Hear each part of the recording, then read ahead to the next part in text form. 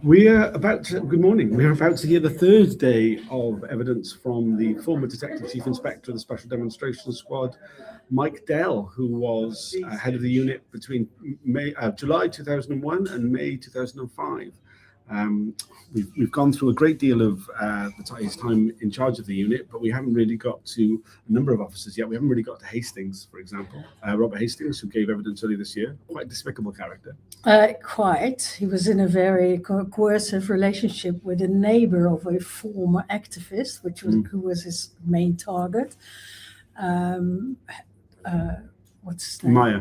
No. I didn't forget Maya. No, I was going to say that Dell said that he had wanted Hastings to go to Palestine to build his image, to build his character, and then move on to other groups, which he didn't. He just continued to spy on a man with like a company importing oil and dates, very good ones, but he wasn't a danger at all. He'd left the movement years and years earlier. Also, he kept coming back to Maya after his deployment had finished and his marriage as well. So there's some very interesting things to hear there. However, we were just talking about it, like, is he going to be an entire day or half a day? Because he keeps producing like scented spaghetti, keeps going around in circles, not really saying anything. So it might be that meeting the chair suddenly has enough of it and then calls it a day. You never know. I mean, I would say that has never happened. I mean, what has happened quite a lot is that the counsel to the inquiry goes, well, I've got a lot of questions on this, but you say you don't remember, so I'll move on. Sarah Hemingway has done that a couple of times over the last couple of days. She might get to the end of her questions. We'll have Rule 10s, and that'll be it. Maybe a half day. It's not so that. I don't know. Like with Trevor Morris, we were expecting to have another day, and then after half a day, it's suddenly like, we don't need you anymore. Well, I mean, the exact words of Barr was, well, I can't go any further on that, so I'm finished, sir. But that was very sudden. That's what I mean. Well, I mean, in the same case with Barr as with Sarah Hemingway yesterday, it was that the witness was saying, well, I don't know anything about that. So they were like flicking through the papers, going, well, I can't ask you these questions. So then they might, they might end early. I don't know what to expect. What I did expect yesterday morning is that maybe he would get angry or he would spill some more beans than he did.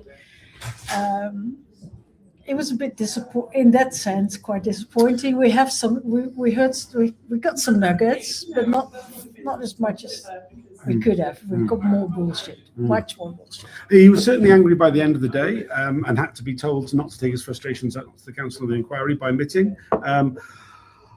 I think that the area that is likely to spark him off is the fact that he has repeatedly said that any sort of sexual relationship the undercover officers had with people who weren't activists was just an affair. Obviously, Maya was not an activist at the time, so it's very.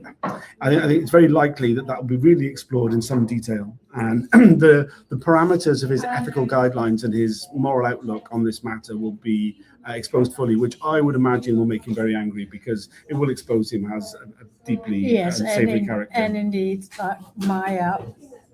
Maya's the relationship he had with Maya is very coercive and Maya's testimony was very, very moving, strong and moving, and they won't let it pass just like that. I think there's still a fair bit to revisit, particularly with Jason Bishop. Yep. There was a few lines of questioning which really felt needed to go further. A lot of that took place in what was the restricted part of yesterday's broadcast. The areas I'd like to see explored more don't actually relate to the thing that's restricted, but I'm very wary of going into the details of that. But I think there will be further questions on Bishop. I don't know if you feel the same. Yeah, and I do feel they're not going to be restricted again. So that whatever we're going to deal with, there's not going to become a restricted bit again. And then, he's done so much obvious lying that I hope Sarah Hemingway has gone through her documents and found some, because there were several moments where she said, oh, sorry, I can't find them at this moment. There's so much she has to go through. So I suppose she has those things ready that she wants to confront him with. Yeah, I expect that we'll start the day with looping back around to a bunch of stuff from before. Is there anything else you'd like to add? No. Okay, the broadcast is due to start at 10:15. Hopefully it'll be on time, though often in the mornings, that's always the case of the inquiry. And we'll be doing these videos throughout the day, as we always do. Please help share the visibility of them. It makes a huge difference to how people know that the inquiry is taking place and that people are